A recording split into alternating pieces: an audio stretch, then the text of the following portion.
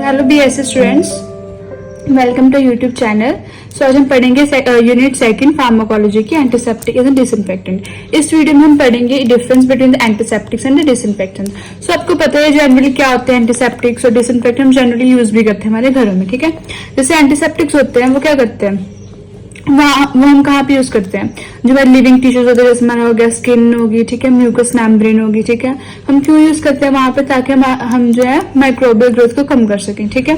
और जो डिसइंफेक्टेंट होते हैं ऑन द अदर हैंड, वो कहाँ पे यूज कर सकते हैं, जो इनएमिनेट एंड एमिनेट ऑब्जेक्ट्स जो होते हैं, जैसे कि हो गया कोई फर्नीचर हो गया, ठीक है, कोई हमें प्लेस को क्लीन करना है, ठीक है, तो उस जगह पे हम डिसइंफेक्टेंट्स यूज करते हैं। क्या पढ़ा हमने, जो एंटीसेप्टिक्स होते हैं वो हम लिविंग टिश्यूज पे यूज करते हैं, जैसे हो गया स्किन, म्यूकस मेम्ब्रेन हो गया, ठीक है, ताकि माइक्रोबियल की ग्रोथ को हम कम कर सके। ऑन द अदर हैंड जो डिसइंफेक्टेंट्स होते हैं, जैसे फर्नीचर पे हम यूज कर देते हैं, ठीक है, उसकी क्लींजिंग करने के लिए, ताकि माइक्रो ऑर्गेनिज्म को वहां पे खत्म कर सके, ठीक है। सेकेंड हमारे पास डिफरेंस है कि जो एंटीसेप्टिक्स होते हैं वो हमें कहाँ पे मिलते हैं, जैसे कि केयर सेंटर्स हो गए, हॉस्पिटल्स हो गए, ठीक है। हॉस्पिटल्स में हम एंटीसेप्टिक्स यूज कर सकते हैं, ठीक है, जैसे इक्विपमेंट्स को क्लीन करना होता है, ठीक है, और ताकि हम माइक्रो ऑर्गेनिजम्स को खत्म कर सके, जिसकी वजह से इन्फेक्शन भी हो सकती है। तो इन्फेक्शन को रिड्यूस करने के लिए हम हॉस्पिटल्स में, केयर सेंटर्स में क्या यूज करते हैं, एंटीसेप्टिक्स यूज करते हैं।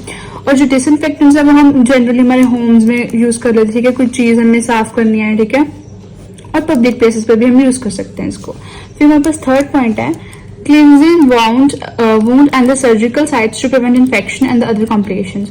अब जब हमारे कोई वुंड हो जाता है, ठीक है, कोई सर्जिकल साइट है, किसी की सर्जरी हुई है रिसेंटली, ठीक है, तो उसकी जो सर्जिकल साइट है उस पर भी हम एंटीसेप्टिक सोल्यूशन जो है वो यूज करते हैं। जैसे हमारा हो गया बीटाडीन, ठीक है, बीटाडीन हम एग्जाम्पल ले सकते हैं कि बीटाडीन जो सर्जिकल साइड्स पे हम लगाते हैं, ठीक है, ताकि इन्फेक्शन को प्रिवेंट कर सकें। वुंड्स को जो हमें मतलब कोई छोटी चोट लग जाती है उस पर भी हम एंटीसेप्टिक्स यूज कर सकते हैं, ठीक है, ताकि हम फर्दर कॉम्प्लिकेशंस को रिड्यूस कर सकें। और जो डिसइंफेक्टेंट्स होते हैं वो क्या करते हैं, वो माइक्रो ऑर्गेनिजम्स को किल कर देते हैं जो कि हमारे नॉन लिविंग थिंग्स के सर्फेस पे प्रेजेंट होते हैं। जैसे मैंने आपको बताया फर्नीचर हो गया, ठीक है, जैसे फर्नीचर एक नॉन लिविंग थिंग है, ठीक है, उसके सर्फेस पे अगर कोई माइक्रो ऑर्गेनिज्म प्रेजेंट है, ठीक है, तो उसको हम किल किसकी वजह से करेंगे, किसके साथ करेंगे, डिसइंफेक्टेंट के साथ करेंगे, ठीक है। फिर फोर्थ पॉइंट अब हम पढ़ेंगे transport through the lymphatic system and destroy bacteria with in the human body.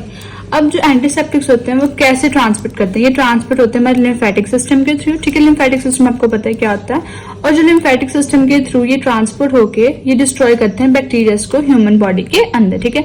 जैसे किसी जगह पे हमारी सर्जरी हुई है, ठीक है, सर्जिकल साइट है, ठीक है, वहां पे हम डायरेक्टली बीटाडीन लगा सकते हैं, ठीक है, और जो बीटाडीन हमने लगाई तो वो हमारे लिम्फेटिक सिस्टम में जाके बैक्टीरिया को